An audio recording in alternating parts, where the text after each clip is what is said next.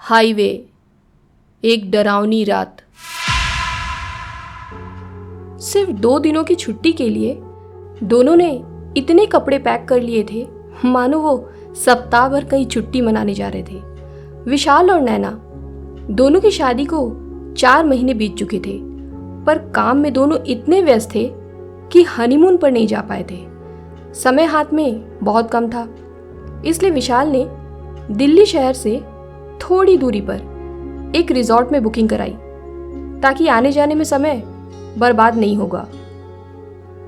आज जरूरत से ज़्यादा ही ट्रैफिक का सामना करना पड़ रहा था, परंतु एक बार जब गाड़ी ने नेशनल हाईवे पकड़ी, फिर वो हवा से बातें कर रही थी। गाड़ी के अंदर हीटर होने के कारण दोनों को बाहर पड़ रही ठंड का कोई अंदाज़ा ही नहीं था। गाड़ी की रफ्तार उस हाईवे पर अचानक से धीमी पड़ गई। विशाल के एक्सेलरेटर दबाने के बावजूद गाड़ी की रफ्तार में कोई बदलाव नहीं आया और गाड़ी बंद पड़ गई।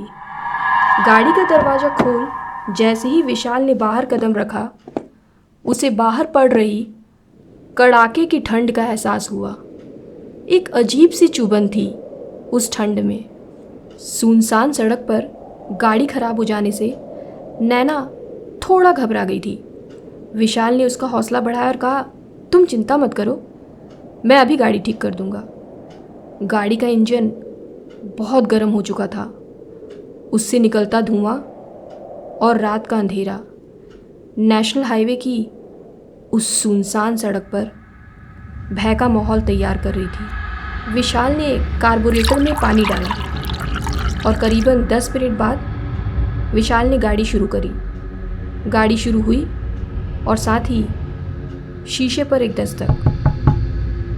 शीशा नीचे किया तो एक लड़की थी वहाँ, जो कह रही थी, विशाल, मेरे पीछे कुछ गुंडे पड़े हैं जो मुझे मारना चाहते हैं। मुझे प्लीज़ अपने साथ ले चलिए और आगे कहीं भी बीच रास्ते में उतार दीजिएगा।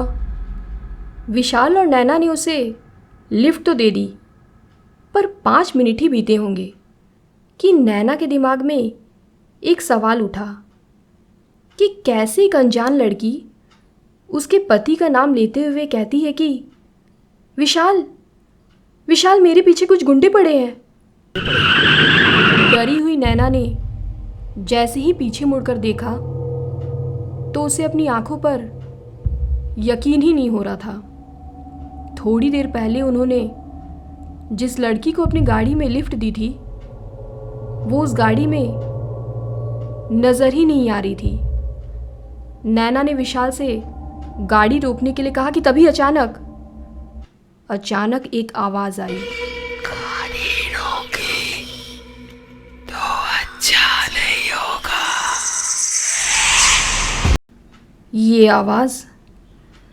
आवाज दोनों ने स्पष्ट रूप से सुनी थी। नैना पे न जाने कैसा भूत सवार था, उसने बोल बोलकर विशाल को गाड़ी रोकने पर मजबूर कर दिया।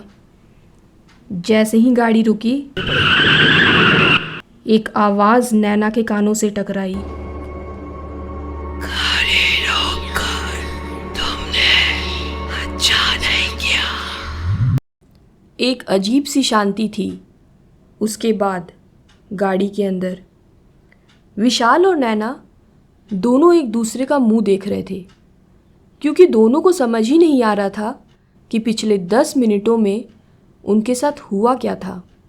जो कुछ भी घटा था वो सच था या उनका वहम।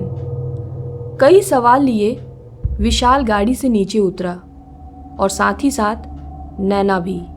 गाड़ी से नीचे उतरकर जो नज़ारा देखा वो उन्हें यकीन नहीं हो रहा था। ये वही जगह थी जहाँ करीबन 15 मिनट पहले उन्होंने उस लड़की को लिफ्ट दी थी।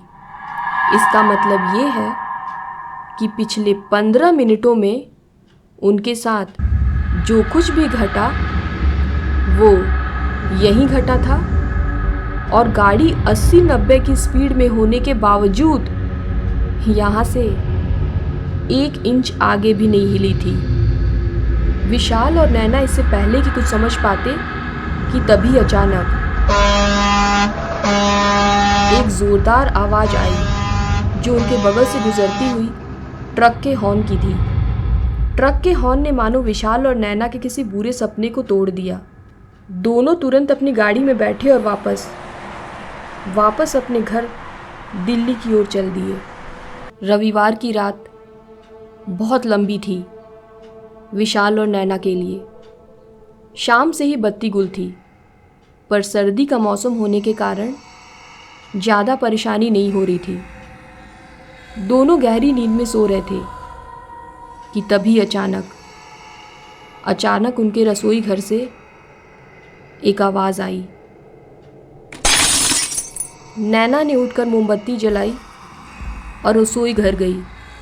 नज़ारा देखने लायक था। रात को धोए हुए कांच के बर्तन फर्श पर टूटे पड़े थे। मोमबत्ती की उस रोशनी में नैना को ऐसा प्रतीत हुआ मानो किसी ने उसे पीछे से छुआ हो।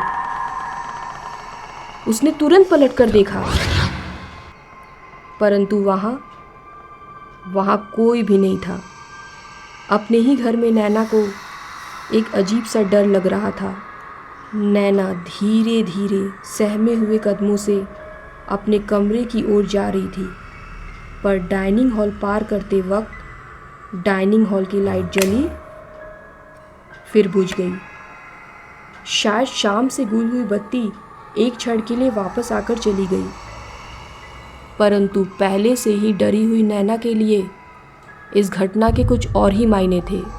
कमरे में घुसकर नैना ने मोमबत्ती बुझाई और सोने का प्रयास करने लगी। 10-15 मिनट में ही उसे नींद आ गई और फिर चीखते हुए उठ गई। नींद टूटने का कारण ये था कि नैना अपने शरीर पर एक अजीब सा दबाव महसूस कर पा रही थी और आँख खोलने पर उसने अपनी आँखों के ठीक 2 इंच ऊपर से 2 आँखों को उसे घूरता हुआ पाया। खुले बाल और होठों पर मुस्कुराहट के साथ वही बात, कहा था ना, गाड़ी मत रोकना।